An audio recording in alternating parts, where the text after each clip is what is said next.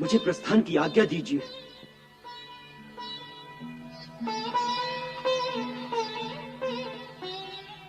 जाओ, हमारा आशीर्वाद तुम्हारे साथ है।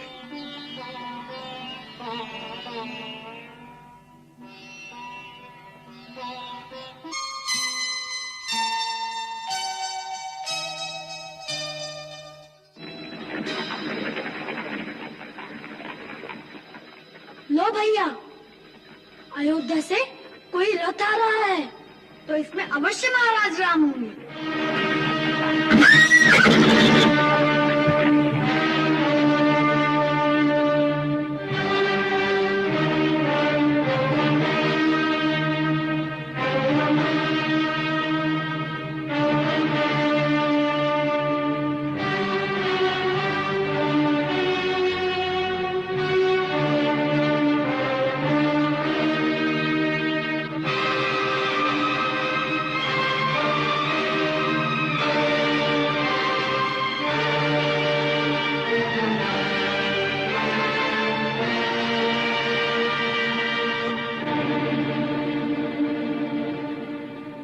घोड़े को जिन दो मुनि कुमारों ने पकड़ा है, उन्हें हमारे सामने उपस्थित करो। कहाँ है वो? श्रीमान, आपको क्या हम मुनि कुमारों जैसे नहीं दिखते? तुम तो बहुत छोटे हो, ऐसा दुस्साहस कैसे कर सकते हो? ये आपको किसने कहा कि जो छोटे होते हैं वह दुस्साहस नहीं कर सकते? बिच्छू बहुत छोटा होता है, परंतु अपने विष से ऊंट को भी मार सकता है। छोटा संकुश बड़े मत वाले हाथी को भी सीधा कर देता है, और छोटा सा मंत्र भगवान को वश में कर लेता है। बहुत अनर्गल बातें करते हो। हम जो पूछते हैं उसका उत्तर दो। पहले आप हमारे प्रश्न का उत्तर दीजिए। क्या आप अयोध्या के महाराज राम हैं? नहीं, मैं उनका छोटा भाई लक्ष्मण हूँ। भैया, फिर धोखा हो गया। क्या आपके महाराज राम हमारे सामने आने से डरते हैं? क्या बकवास करते हो? क्रोध न करे श्रीमान, क्रोध से ज्ञान नाश होता है, और ज्ञान का नाश होने से बुद्धि भटक जाती है, और बुद्धि के भटकने से मनुष्य का पतन हो जाता है। मैं यहाँ ऋषि मुनियों का प्रवचन सुनने नहीं आया हूँ। मुनियों के पास आएंगे तो उपदेश ही मिलेगा, उससे आपका हित भी होगा। मेरे हित की चिंता मत करो। मैं कहता हूँ उन दोनों अपराधियों को मेरे सामने उपस्थित करो, जिन्होंने हमारे महाराज के यज्ञ का घोड़ा पकड़ने का दुस्साहस किया है। मैं उन्हें दंड देने आया हूँ। दोनों अपराधी आपकी सेवा में उपस्थित हैं। आप दंड निर्धारित कीजिए। तुम दोनों? नहीं नहीं, तुम हो ही नहीं सकते। ऐसे कोमल छोटे छोटे हाथ और ये छोटे छोटे धनुष, तुम वो हो ही नहीं सकते। और यदि तुम वो हो भी तो ऐसे सुकोमल बालकों को दंड देने की इच्छा नहीं हो। लाओ, हमारा घोड़ा हमें लौटा दो और जाओ, जाकर बालकों के साथ खेलो। ये तो अच्छी बात है कि आप हमें दंड नहीं देना चाहते, परंतु हम आपको घोड़ा नहीं देना चाहते। घोड़ा चाहिए तो महाराज राम से कहिए कि हमने घोड़े के मस्तक पर लिखी उनकी चुनौती स्वीकार कर ली है। हमसे स्वयं आकर युद्ध करे, बार बार छोटे भाइयों को भेजकर हमारा समय नष्ट न करे। लगता है तुम तो दया के पात्र ही नहीं हो। मैं तो तुम्हारी अवस्था पर दया करके तुम्हारे अपराध क्षमा कर रहा था। आप अपराध क्षमा कर रहे थे? ये तो न्याय के विरुद्ध है। अपराधी को दंड अवश्य मिलना चाहिए। आपकी अयोध्या में तो निर्दोषों को भी दंड देने की रीति है। अयोध्या में किसी निर्दोष को दंड नहीं दिया जाता। अच्छा, तो महारानी सीता का क्या दोष था जिन्हें इतना महान दंड दिया गया? तब आपके हृदय में क्या कोई दया नहीं थी? फिर आज कहाँ से आ गई ये दया?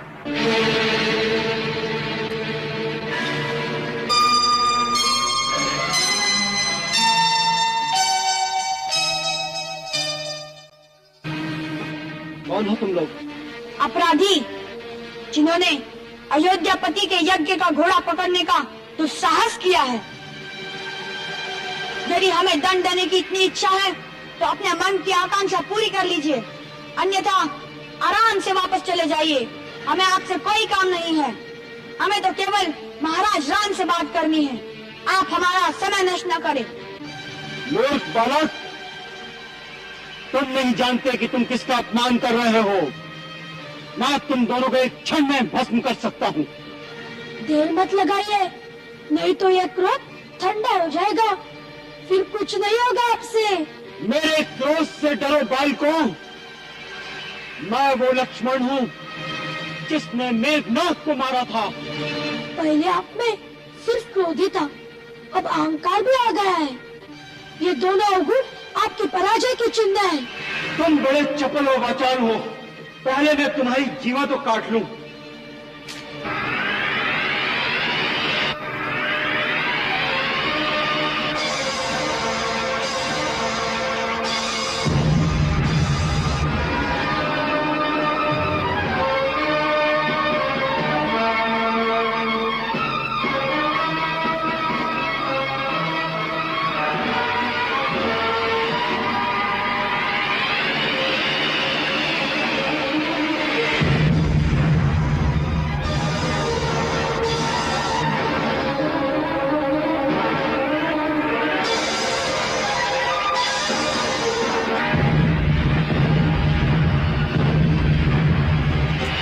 बलशाली लक्ष्मण बलवीर है, लव कुश के तरकश में अक्षुण तीर है। लक्ष्मण लव कुश रघुकुल की संतान है, पर अपने संबंधों से अनजान है। तीर न देखे रिश्ते नाते करते अपना काम। चिड़ा संग्राम, चिड़ा संग्राम, चिड़ा संग्राम, चिड़ा संग्राम।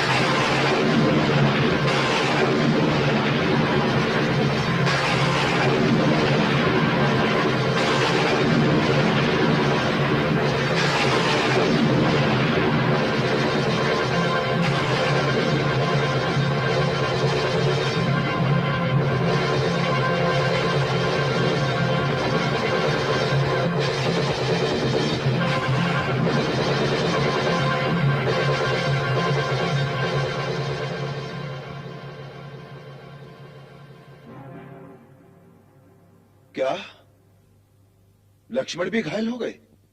जी महाराज, बहुत घमासान युद्ध हुआ। दोनों ओर से दिव्य अस्त्र चलाए गए, परंतु एक शक्ति लगने से कुमार लक्ष्मण बुरी तरह घायल हो गए।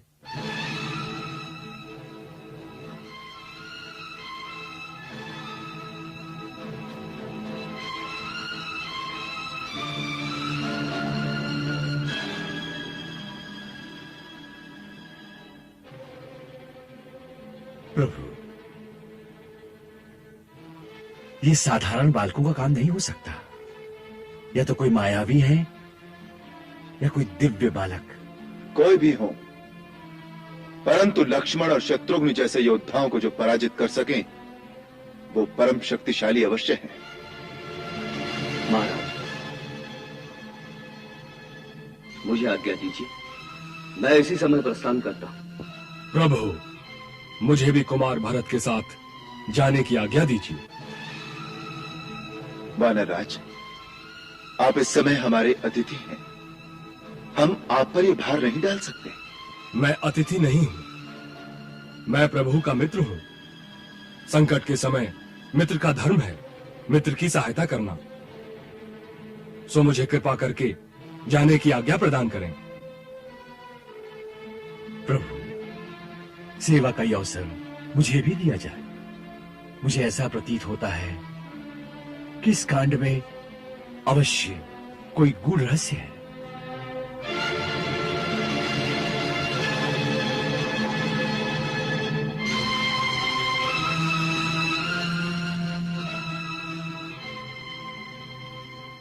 अच्छी बात है, आप तीनों जाइए।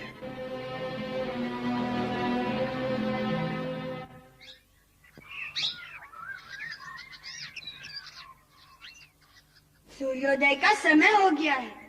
मुझे माता जी के लिए कमल पुष्प लाने जाना है। तो जाओ भैया, चिंता न करो, मैं इधर रहूंगा। यदि महाराज राम आ गए तो मैं तुम्हारे लिए उनको रोक रखूंगा। जब तक तुम नहीं आते मैं उनसे युद्ध करता रहूंगा। अच्छा, मगर हारना नहीं। भैया, गुरुदेव ने कहा था ना कि अब हम संसार में किसी से हार नहीं सकते। जब गुरुदेव का आशीर्वाद साथ में है तो मैं कैसे हारूंगा। अच्छी बात है। कदापि मैं तो किसी के आने से पहले ही आ जाऊंगा। भैया, माताजी को यह सब कुछ मत बताना, चिंता करेंगी और पूजा में मन नहीं लगेगा। यदि पूजा में मन नहीं लगेगा तो हमारे पिताजी का दर्शन होने में और विलंब हो जाएगा। ठीक कहा तुमने। अच्छा, मैं चलता हूँ।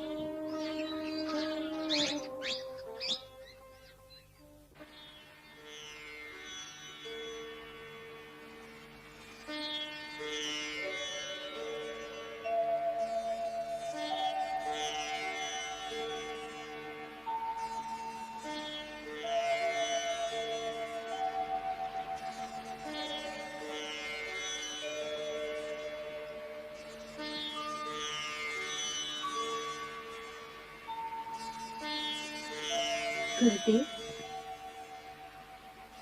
आप किस बात पे मुस्कुरा रहे हैं? पुत्री, मायापति की लीला देख रहा था।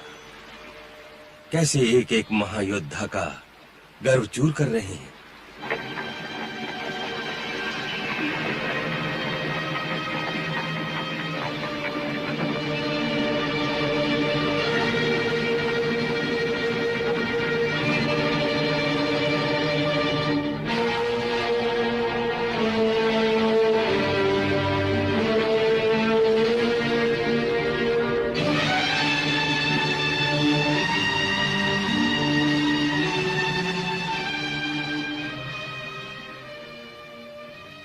सुंदर बालक, तुमने यज्ञ का घोड़ा पकड़ा है? जी हाँ।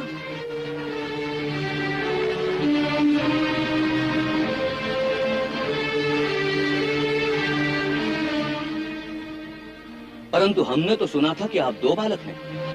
आपने बिल्कुल ठीक सुना था, हम दो भाई हैं।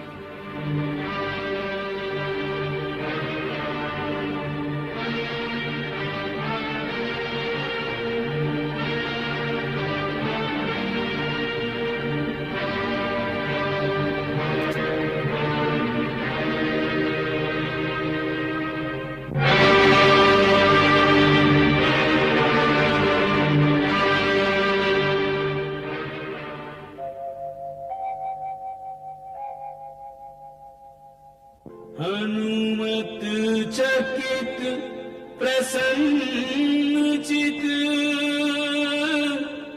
लखिए रूप अरूप, जैसे सम्मुख हो स्वयं रघुवर बाल स्वरूप।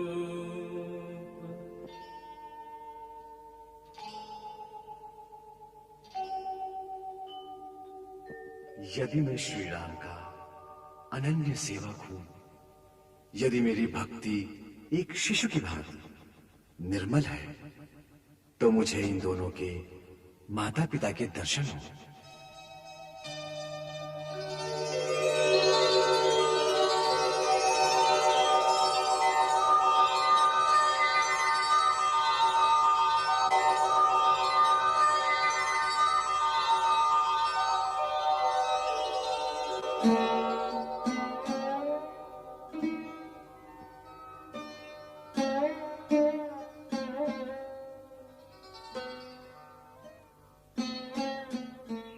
सुंदर, कैसी मनोहर जोड़ी है। आप लोग किसके पुत्र हैं? जो रणभूमि में खड़े होते हैं उनका परिचय केवल उनका धनुष होता है।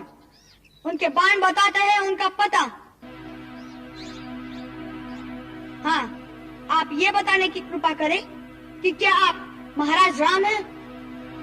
नहीं, मैं उनका दास हूं, भरत।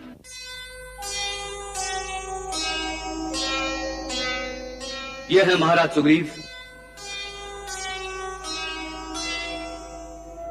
और यह है वीर हनुमान।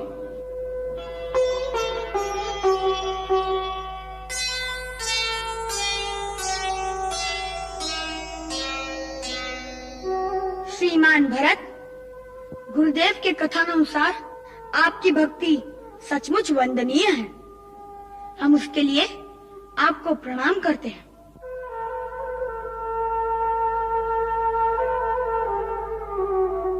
महाराज सुग्रीव, आपने राज्य पाकर भी एक वनवासी से जो मित्रता निभाई है वह सराहनीय है। और हे परमवीर हनुमान, आपने भक्ति की चरम सीमा को सार्थक कर दिया है। उसके लिए हम आपको कोटि कोटि प्रणाम करना चाहते हैं। परंतु इस समय आप समर भूमि में प्रतिद्वंदी के रूप में हमसे युद्ध करने आए हैं, इसलिए हम आप तीनों से युद्ध करने पर विवश हैं। हमें क्षमा करना।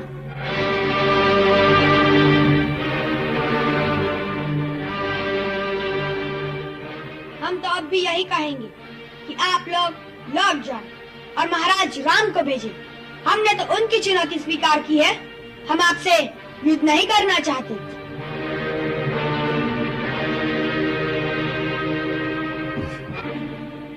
हम भी आपसे युद्ध करना नहीं चाहते। बहुत अच्छी बात है, आप जाइए, हम आपको कुछ नहीं करेंगे।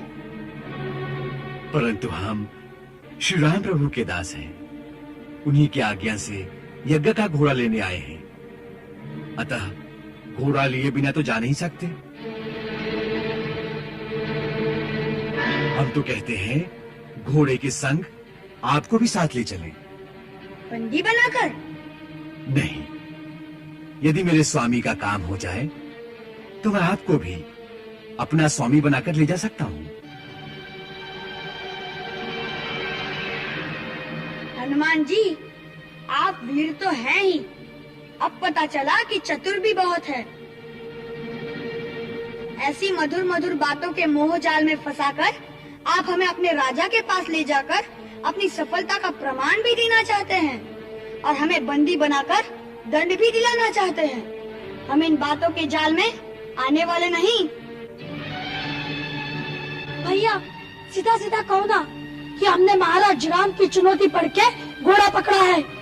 उन्हें कहो कि स्वयं आए, हमसे युद्ध करके या तो घोड़ा ले जाए या हार मानकर चुनौती वापस ले ले।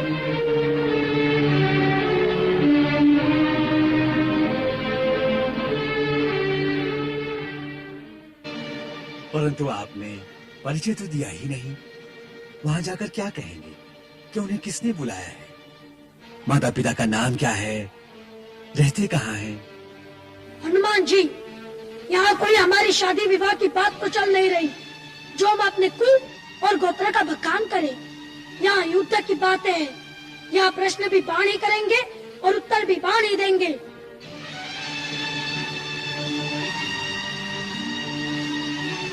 आपको हमारी बात स्वीकार है तो जाइए, और यदि लड़ना है फिर वार कीजिए।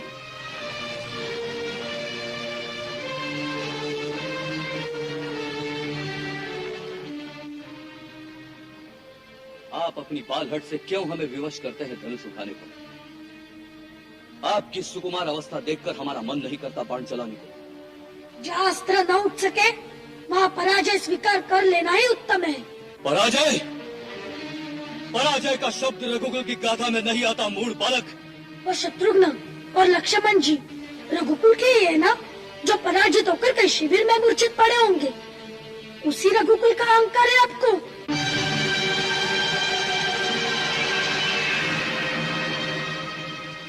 तुम दिखने में तो मनोहर दिखाई देते हो, परंतु अंदर से उतने ही विषैले हो। ऐसे फल को तो तुरंत काट देना चाहिए।